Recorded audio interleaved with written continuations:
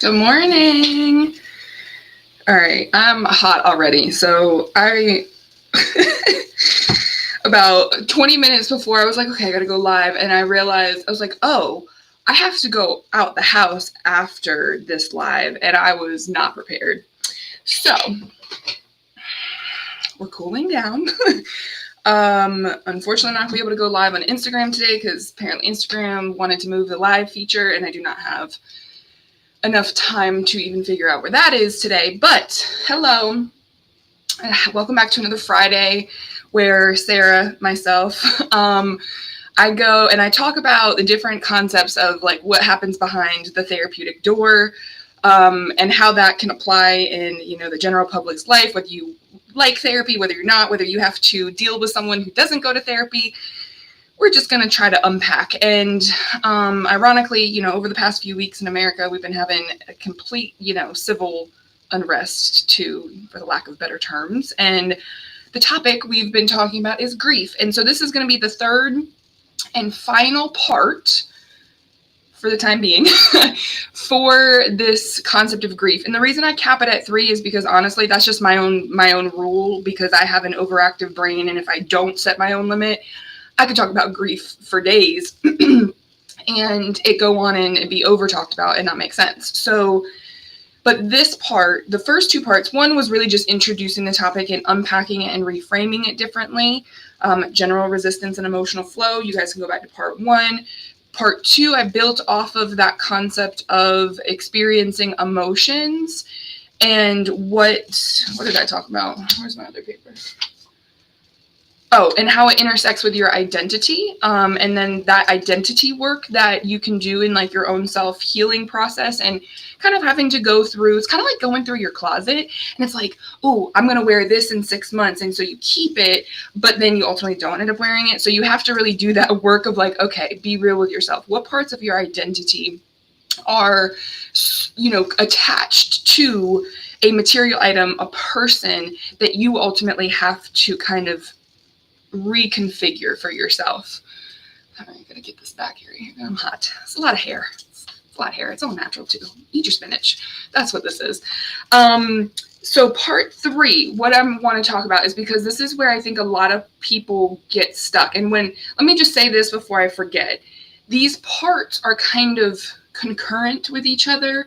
I only unpack them separately, so then that way when you come back and you kind of you listen to them separately and you put them, it's all working together. Just like in a recipe, how every ingredient is listed separately, but when you eat the darn scrumptious banana bread, it's all in one thing. It makes up how do you get grief and unstuck and move into your life grieving in action. And so part 3 is this authentic action moving forward. And so here today, I'm going to talk a little bit. I only have 2 points, but I'll probably come up with a third one as I'm like rambling through this. So let's get started. So I guess, sorry to get in the mood. I'm Sara Wilder. That alphabet soup means I'm a clinical social worker and a clinical addiction specialist. The CCS is a clinical supervisor for my profession. So ultimately, I have the responsibility to monitor and help influence next generation counselors, social workers, addiction specialists, educate them, but then also, kind of tell them the truth about not only what this industry goes through, but what you're going to deal with in terms of all the different lovely things that we deal with as humans. So, all right. I do a lot of things. I was like, what other little elevator slogan? I help people build the lifestyle of recovery through the relationship with food. So that program is launched. If you guys have any questions or want to get involved in that, but my content's here. I'd appreciate like, share, subscribe on YouTube, because any profits that I gain from this whole social media business model go towards helping scholarships for my programming, whether that be, a person, so an individual membership for someone to work on themselves. So that's trying to get my numbers up. Got to ask for help when I need it. So let's get into part 3. What does grieving in authentic action look like? So this is the first one, I'm gonna start with the biggest one because it's a bigger bite. We gotta break it down, and that is mindfulness. So if you know anything about my story, mindfulness has been a complicated relationship. it is something for me personally. So I do share my story as an example. So you guys, I'm not talking at you or assuming anyone else's story. But my story around mindfulness, I heard the word mindfulness for the first time probably, I don't know the exact age, but I'd say probably like 12, 11, 10, whatever. Not because I had anxiety, not because I was just wanting to be a more peaceful person, because I was fat. I heard mindfulness for the first time when I was younger. I was overweight, still am, because BMI structure needs a reframe and an update. Working on it. But I heard they're like, oh, just practice eating mindfully. Just do that. Long story short, that don't make a damn lick of sense to me. Like, okay, slow down. My brain, I talk fast, I think fast. I did have to figure out what mindfulness looked like for me. But here's the thing. As I went through a whole master's curriculum and a whole professional experience before I really truly understood what mindfulness meant, not only for me, but then also for the other people that I think, can relate. But it's like, what does mindfulness in action look like? It's not just meditation. It's not just sitting there and getting comfortable on the floor and finding your happy space. It is really the concept of being able to kind of detach, and that's a loaded word these days. I don't mean shut off. I mean stay online, metaphorically speaking, and be able to kind of like come out of your emotional experience and be able to kind of examine what the subjective experience, or the objective and the subjective experiences are. But mindfulness is a loaded concept. So we have, and I'm not going to go into this today because I am going to do a whole other video on this. There's a difference between mindfulness and meditation. And if you are an ADHD, ADD, spectrum, depression, pretty much any kind of person, and you can't meditate, that's completely normal. It is it's a practice of that. But I would say consider mindfulness over meditation, because, and if someone just tells you, oh, you just have to meditate, then honestly, they can't relate to your experience. You shouldn't be taking their advice because they're just giving you one generic answer. So mindfulness, what is it? Well, there's a couple different aspects of it. We have grounding, we have visualization, we have mind-body connection and somatic experiencing. So mindfulness in itself is one big cluster of a lot of different things. And that's why I prefer it over meditation. I do not tell people to just go practice meditation, because if you told me that, I'd be like, read between the lines. So here's the thing. What mindfulness, and I'm going to take one part of what I recommend of how grieving intersects with mental health, is the visualization aspect of mindfulness. Because this is why I started talking about this. I think I'm about done with this, and I can put it down. Maybe not. There we go. Mindfulness, the first part of grieving, I started talking about the difficulty that people have with grief is, one, we're completely behind the 8 ball about how to deal with the emotional experience of loss. And so when we start talking about we start talking about grieving in authentic action, this is where if you're in that group of like, you can't deal with emotions at all, then I would say get into therapy, get into grief counseling, because you need someone else or a group of people to help co-regulate. Not done with the fan. Nope, not done with the fan. This is summer in North Carolina. My air conditioning's working and I still need a fan. So if you are that type of person that can do or wants to try to do this work, I'm not necessarily recommending it. You can book a consultation with me and tell me a little bit more about yourself, and I'll be like, yeah, I think, appropriateness of doing your own work needs to be considered. However, if I can't control that, I'm going to give you what you can do. So in the first part, I went back and I started talking about the most difficult part of dealing with emotions if you're not used to them first, is realizing that your brain is one big pool of associations. So when we talk about trauma, and I have a new acronym for trauma that I'm going to share with y'all. But when we talk about quote unquote trauma, or the trauma of a loss, what happens is that every emotion starts to generalize itself. So if you have, that range of emotions that you go through when you lose something or someone, then it connects with every other experience where that emotion has been felt. So that's why if you are behind the swing, you're going to get kicked in the face by your own self and your own neurotransmitters, and there is going to be a depression. And that's not necessarily a bad thing. Where it gets really rocky is if there is no limitation in the concept of like taking yourself out of this reality comes up, which I'm not necessarily scared of, but it happens. And a lot of it is just because you've never had to experience anything like this before, and you need someone else to help you co-regulate through it. So that's where therapy exists. And also there's a lot of dehydration and a lot of malnutrition involved with suicidal ideations and frequencies, but we're not going to go in that. But when we talk about how do you start doing, and if you're getting bombarded with your own emotions, I want you to practice the visualization concept of mindfulness. And I want you to, this is just my example of how I kind of visualize my own emotions, that I want you to put yourself in a garden. Because at some point, even if you're a grumpy pants, a garden it's not really going to piss you off that much, unless the bees are chasing you, but that's because you're attracting them with, the negative amount of emotions you got going on. But because this is a safe visualization, there's not that many bees, you're not getting pissed off, but you're in a garden, and there's 4 different koi ponds. The ponds of little fish that you can just sit and look at all day and wonder about their life, okay? So you have 4 different ponds, and each pond is a different emotion.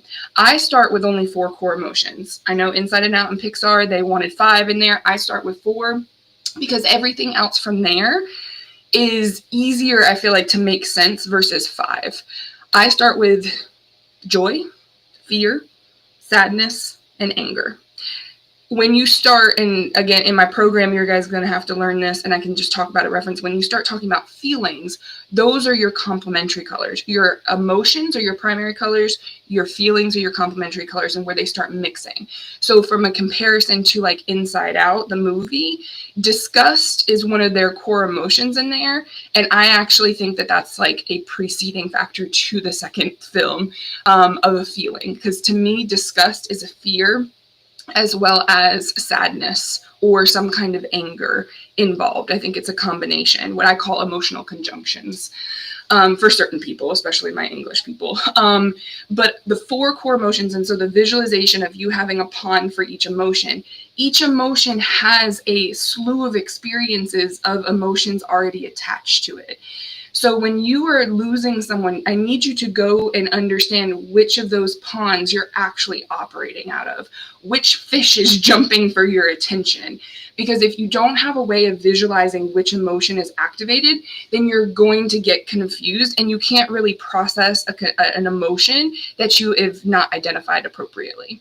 And that sometimes does take some work. That's why I've got the course and the curriculum there for you guys to slowly walk through, forming that, what I call an encyclopedia of you, and building like a glossary of experiences for how you identify each emotion. So when we're talking about that mindfulness in action, you just doing this visualization of like, okay, this is my sadness pond. These are the experiences in it. This is my joy pond. These are the experiences in it. Someone might ask, like, why do you have to make a pond for joy? Because that's the whole goal, is like just to be, happy. Not for everyone. There are a lot more people who fear being happy because there is an unsustainability to being happy than there is to being angry, sad, or fearful. Joy is probably one of the more complicated, complex emotions, in my opinion, just because of that reason, is that sometimes you lose it. So just in the concept of being a human and feeling and seeking happiness, or being in the pursuit of happiness, you have to be able to grieve, because there's going to be a lot of disappointment. There's going to be a lot of rejection. There's going to be a lot of things that you don't get all the time as you want. And if you do not prime your ego for those experiences, that's what we're dealing with outside. And whoever's not listening to this conversation at the moment, that's where most people are ego driven, even when they're kind. So if you're not prepared to prime yourself to be like, okay, I know my ego's, like, I know when my ego is making decisions for me, because one, I don't have any control over it, but I also have to look at, I have primed my ego to know that even if my hands are off the wheel, all your ego is your autopilot feature in your car, by the way. So when my hands are off the wheel, I'm still paying attention. I can still take off the cruise control.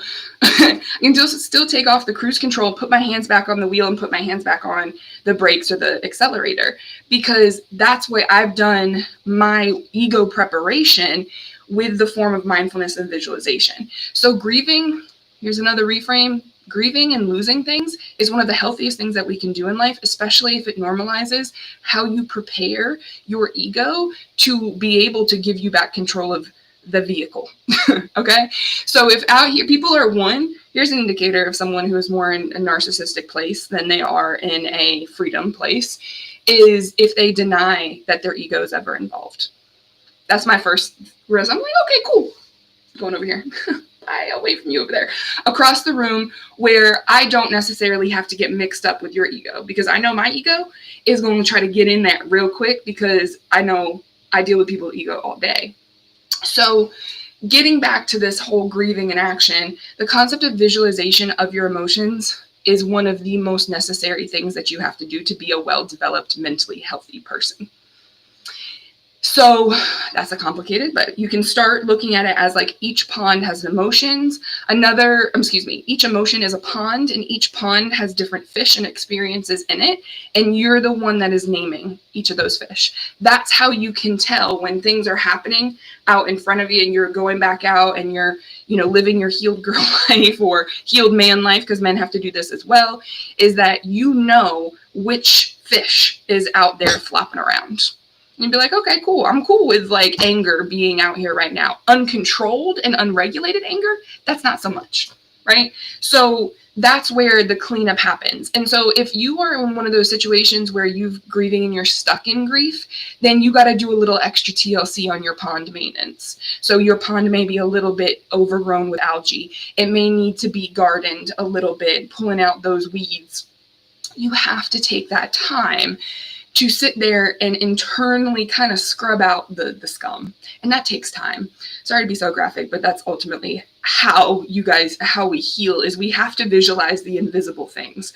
Emotions, now to me, I see them in action and that's not training, that's just experience. I just happen to take the perspective because I'm a hella emotional person.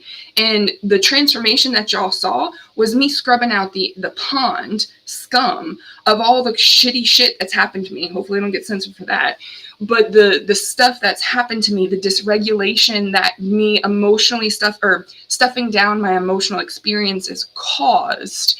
And it caused my ego to be more in a critical state of awareness than a balanced state of awareness. It took away my ability to be compassionate, not only with other people, but with myself. And so I had an underdeveloped, nurturing voice in my head because I had more things, and we don't have to get into the whole concept of this term, but more things done to me than I could do in my own life. So the transformation that y'all saw in my life, whether it be mind, body, awareness, was me visualizing those ponds, doing the work outside off the camera, not posting on my story. I'm not going to show y'all my journal because, I'm not afraid of y'all finding out, shameful experiences that I had. But I wasn't about to go out into the public and have someone try to shame me when I don't have a relationship with my own shame first. That's why people get manipulated. That's how people get taken advantage of over and over again, is because each loss that we have is your opportunity to tend to your wound and to be able to clean that up and regrow. Your body is regenerating cells at every given time. So are you feeding the cells with what they need to regrow, not only physically, but are you taking the time and visualizing your emotional wounds to be able to tend to them too? Okay, so the first thing is grief in action is mindfulness, and specifically mindfulness visualization, to help you understand the experiences that you're having of what dysregulation feels like and all that. The second, and kind of an extension of this, and it's going to be up for debate, but I'll have it with y'all, is your words. Authentic grieving in action comes down to you being very specific about the story that you tell yourself. And that's where it can also get weird too, because if you're only telling yourself one side of the story, then you're only giving your ego one side of the control. So if you're telling yourself things just to make yourself feel better and just being affirmative to yourself, then you're not going to be prepared for when someone else makes you feel less than, and how you're going to speak that as not a loss for yourself. That's something I did struggle with for a long time, is like that whole, and I like Mel Robbins and her approach to motivation, but this is why I'm not going to ever just stay into motivational interviewing or motivation over mindfulness, is because motivation is trying to overstep the pond. Motivation is just like, okay, let them. Well, no, you can't just let someone take a crap ton of stuff from you. You might have to do it short term, but long term, you have to be prepared to how are you going to regain that? Whether that be with words. I've had experiences like this, especially with money. Like, how are you going to get unattached from the loss of someone taking something from you so you can gain more? And that has to be inclusive of emotions and an emotional experience. Or what's going to happen is your narrative is going to just keep you stuck in the cycle of a rock and a hard place. And so to give you an example of that, I have a client right now who's going through it. Like, I have not even really had a case like this in a long time, where, they were already in a recovery. They've exposed to treatment. They come from, very chaotic, traumatic background. There's been, childhood sexual abuse in there. I probably was not supposed to say that, but I'm going to edit it out. It's just complex PTSD, right? Like, that's it, right? And recently, over even just the last 2 years, let alone the last 2 weeks, the amount of loss and chaos that this person has gone through is, I'm just looking at it like, whoa. And I'm not hiding the fact that I'm like, whoa, with her, because the only way that I'm going to be able to relate and stay as an objective party and support system for there is if I also make sure I experience my emotions, because it is like, whoa. I'm not going to go into her business because it's enough. HIPAA, all that.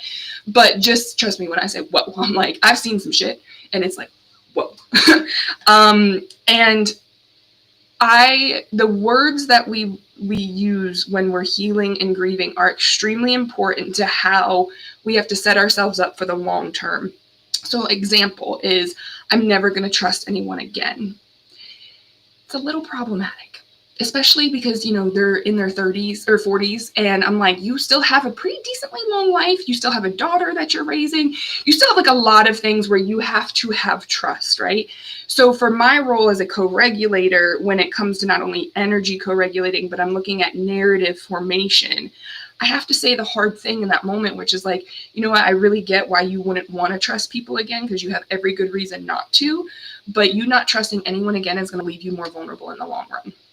So I have to be the perspective for the short term and the long term. Now, short term, I don't really want her to trust that many people right now, because I want her to work on trusting herself. She's had a complete rupture and betrayal in trust within a union and a relationship that she had. She's grieving loss. I'm not too worried about the loss that she was grieving beforehand, because you can kind of group, again, your emotional ponds allow you to clean out your own old experiences as you go forward in life. But where you have to be very intentional, not careful, intentional is with the words that you choose and the sentences that you form and the impact that they have for the future version of you versus just the right now hurting version of you. So when you say something like, I'm never going to trust anyone again, your brain is listening. Your brain takes that very literally. And it's not just any neurodivergent brain. It's even more so in a neurodivergent brain that they take something literally. And a lot of the times all their energy goes into that. That's hyper-focus. But any brain, your reticulator activating system is looking for that scenario where never trust anyone again, never do this, never do that. Well, that complicates having a therapist come in and reestablish trust with yourself, let alone reestablishing trust with a person. And they're not going to guide you to the pit of despair and tell you that it's not possible to overcome this. I'm not that therapist. That's why I said, like, no therapist is created equal. So make sure you look out for what you know you need, or get different perspectives of working with therapists. And if your therapist ever takes offense to that, send them to me. Okay. That's what the CCS is there, the supervisors. Like, I have a professional responsibility to help other professionals understand that because we have a power and and it's not just a special power, it's a skill, but it's also a power dynamic that that therapist has gotten wrapped up in the boundaries of their own emotions if they take losing a client personally. Just anyways, that's another tangent. So when we talk about our words, so how would "I'm never going to trust someone again" look like grieving in action? Well, one is that you have to build your limit into your words, is would be my first suggestion here. So what that may sound like is, although I have no reason to trust anyone else, I'm not going to work on trusting anyone else before I trust myself right now. It's a lot more words, but it's more descriptive of, hey, I'm going to update my brain when I'm ready to let someone else, or I have to reestablish trust with someone, and I'm going to be very intentional about the direction that I give myself doing that. Okay, so how we have to break up that absolutist statement, because that's what brings people into the other end of the spectrum of extreme action and beliefs that we're seeing at a macro level right now, is that people have had absolutist, all or nothing, black or white, generalist, whatever you wanted, the thought distortions. Y'all can go in to my resource library and look at the thought distortions list, and you'll see the different types of distortion. You can just look at that. I tell my clients, print that out, go to the library, spend your 15 cents to print that page out, put it on your refrigerator. That is the best mirror, in my opinion, every single day, because you are not going to be able to reframe every single sentence of every single little thing that you have an absolutist belief system. And it's not just you, it's how the brain operates. There are only two hemispheres. There's only, so many words, but this is why they teach you English generally in, school, is that you have to be very intentional with how you write and how you guide yourself to the next step. Okay. And it's complicated. So all you have to do is the first step that I told you about mindfulness and action, and how you can detach a little bit from your own words and edit yourself real time, is going to be what is a form of self-care, first of all, and it's free. You don't have to go to the salon for that one. But it is the best way, as how you in real time be able to be like, ooh, I heard myself use kind of an absolutist statement there. Is that something, there's your discernment kind of building here, is that something that's really going to make a long-term impact and trip me up? So if you'll be like, oh my gosh, I'm never going to eat sardines again, I'm not going to fight you on that one. It's just, you just have to be careful about not insulting someone who really likes sardines. But is that really like a collective experience that's going to really take away from your impact in your own life? No, probably not. Sardines, they can stay in the can and someone else can buy them, okay? But if you're going to say like, oh my gosh, I'm never going to talk to a blonde-haired, blue-eyed person again, well, the likelihood that you're going to run into one, you don't have to talk to them. But if you trick yourself into thinking that you're never going to have to talk to someone again that is blonde hair, blue eyes, you're going to start to form an ego defense mechanism that's going to keep you out of a lot of scenarios that could get you ahead. Just saying. So when you're talking about how grief, or someone who's caused you stress, who's caused you loss or an association, be very considerate to the words that you tell yourself moving forward. And it's not a matter of not like, you can't say it. You have to say it. You have to hear, I'm never going to trust anyone again. You have to hear the defenses to recognize, ooh, there's your emotional bias right there. There's your grief bias. There's your thing to work on. And if it sounds defensive, more than likely you need a more offensive, and that's not offensive, like not offensive, like offensive strategy to be able to balance out the defensive mechanism. Okay? That's ego development. That's therapy. That's fresh perspective. Okay? So that was my second point. My third point, I'm going to just make into, I want to give y'all an updated reframe of what trauma really is. Now, if you've watched my other videos, if you know me, if you heard me, I make acronyms to give more meaning and building mental health into the daily life that we do, kind of to get our brains out of that like all or nothing reaction and have us kind of step back and decompress. I got a tight shoulder, so I'm like, need to decompress for sure. So this is my trauma acronym. I'm quite proud of it, but we'll see what y'all think of it, okay? So what is trauma? I'm not going to go in because trauma is everywhere. That's what we're supposed to deal with. Trauma is what happens inside of you, not what happens to you. So that, I feel like, can tie it back to the concept of grief. And it is the emotional experience. Well, it is the somatic experience of emotional loss. You are grieving, you're losing your emotional expectation of something, someone, of a safe place. Because if you ever have something that happens to you and you didn't consent to it, then that is a loss of privacy. That's a loss of security, because your central nervous system is going to be like, whoa, fight or flight, right? So here's my acronym for trauma. Make sure I get this right. Trauma, Trauma. Trigger reinforcing actions that are undermining my awareness. Yeah, I got it. Trigger reinforcing actions that is undermining my awareness. So here's the thing. When you have embraced that losing someone's traumatic, you've embraced that we lose things, we lose our keys, we lose our pens, those little micro losses are exactly what you need to practice. Trauma, trigger reinforcing actions that is undermining my awareness. So let's take the losing your keys, for example. You lose your keys. Do you move slow or do you move fast? More than likely, you're moving fast. But there is your opportunity to train yourself to move slower. Because when your brain thinks that most of the time you're probably already running late too, you need to halt. Hungry, angry, lonely, late, tired. Okay, that's another acronym in my program, as well as any 12-step program, but it's updated to include lateness. Lateness speeds us up. Lateness in today's modern day society is disrespectful. Significant lateness is, yes, but like a couple minutes and the district. Anyways, point being, when we are moving fast, you are in a less heightened aware. Let me rephrase that. You are in a less aware state that is similar to a trauma response of something that is more significant of like a memory than losing your keys is. But it is the same elevation of your central nervous system happening in a moment where you can start retraining your central nervous system to actually be on your side.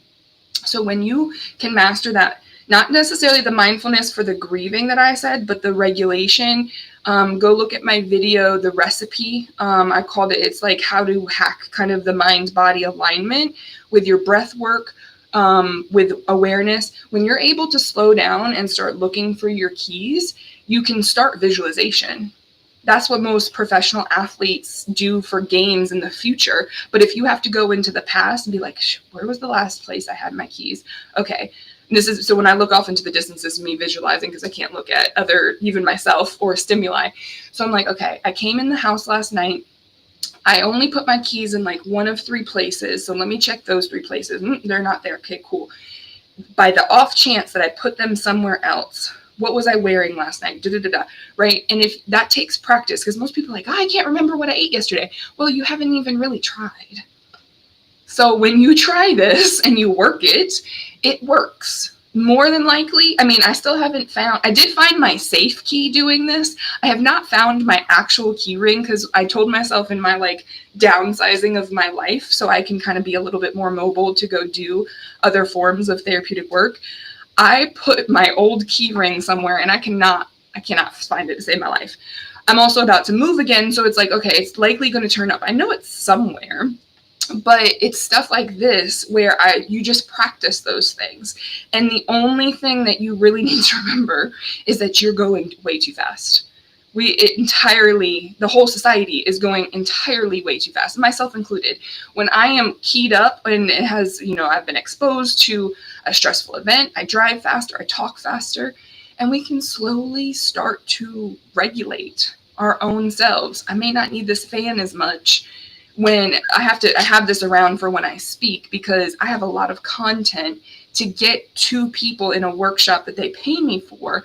Then it just naturally, the compensation is I got to be prepared that I'm going to get hot, right? So I have this, but if I were to have taken this talk a little bit slower and maybe been more considerate to how fast I was using my speech. That's one way to practice mindfulness in your life, right? So grieving, especially when we lose someone and we're immersed and flooded with all of the emotions, our brain is like, skirt, and it just goes on autopilot. You don't have control over how fast, how slow you go. So you're going to have to kind of hack through that dissociation and be able to match your own energy and bring it down. And how I recommend people do that a lot is with your words.